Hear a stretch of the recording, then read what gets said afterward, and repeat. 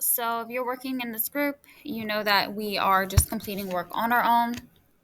I'm going to zoom out of this. So for today, we've already done our do now, moving on into what we would, the goal of our lesson, which is weather fronts. So there's many types of fronts, but before we go into that, I need to make sure that you understand what you're doing here.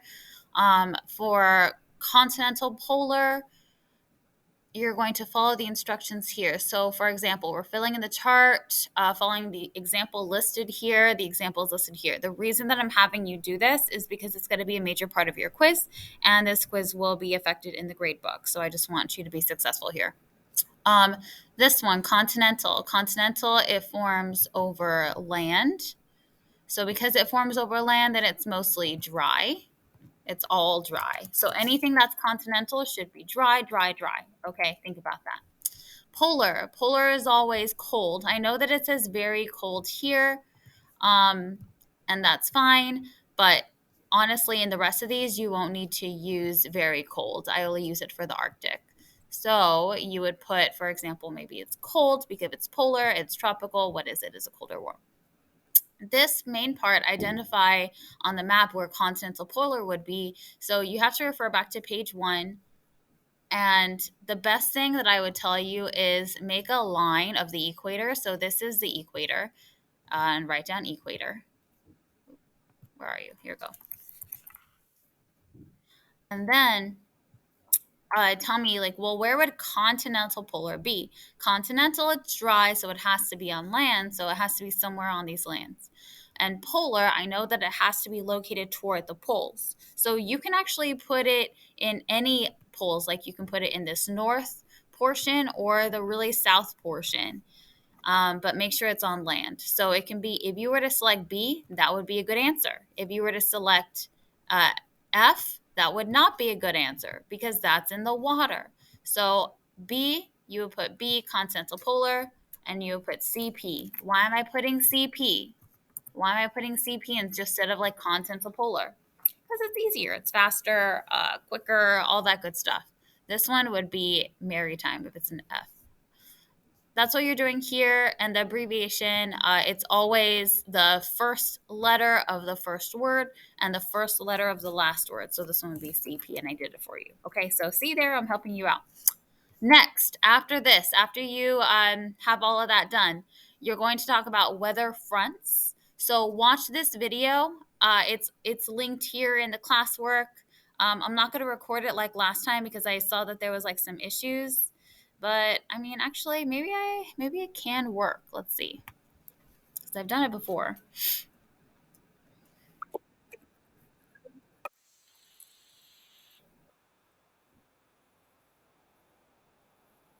Okay,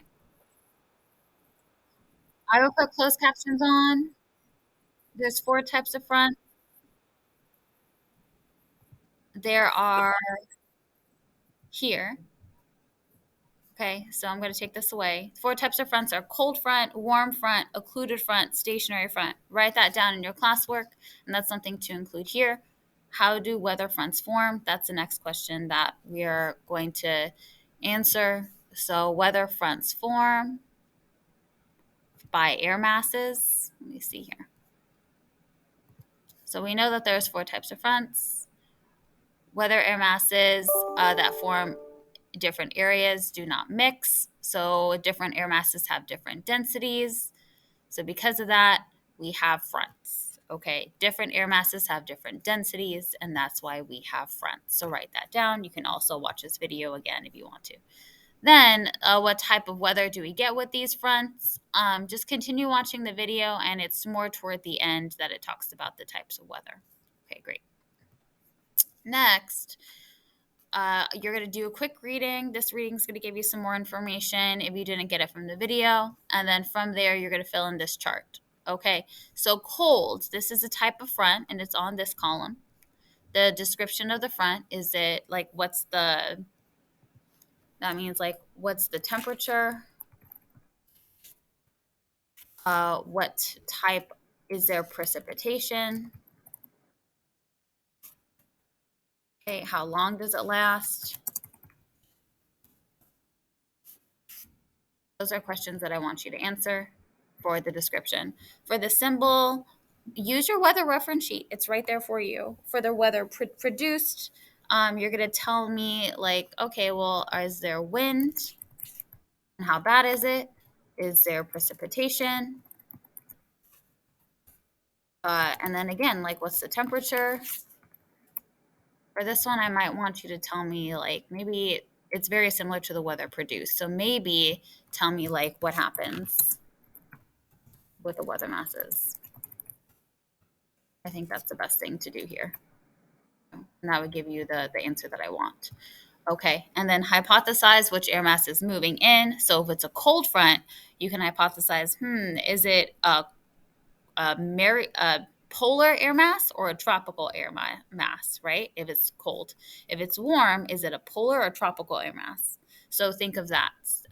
After that, you're going to answer these questions, and then you're actually done. You can check your work using the answer key. Just raise your hand. So actually, you don't even need to raise your hand. So check work using answer key. That's for you. Okay. If there's any other questions, you can raise your hand. I'm going to be supporting other people.